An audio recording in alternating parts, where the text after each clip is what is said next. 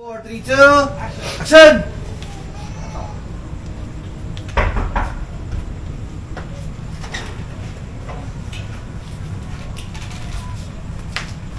Di ba pinaalis ko na kayo? Ano pang ginagawa niyo dito? Hindi kami alis dito kasi ako nagpatayo ng bahay na to kaya may karapatan kami ni nanay tumira dito. Matiran. Ikaw, Suzy. Ano dito na nakikita? Alam mo naman ang relasyon na kami nila. Saka mas... Gano'n. Ako po yung nagmamalaki sa kanila. Tawag-tawag na ate. Ha?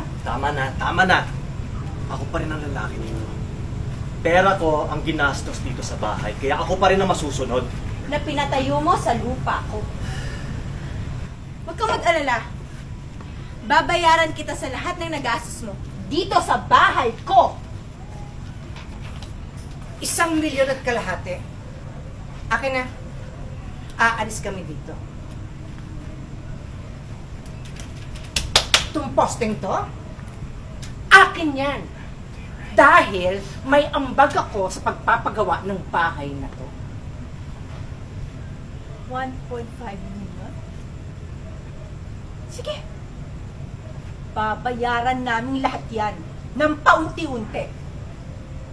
Kaya hanggang dito kayo nakakabayad,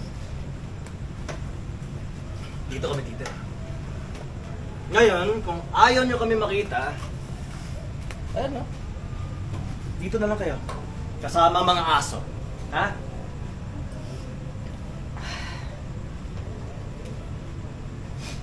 And cut.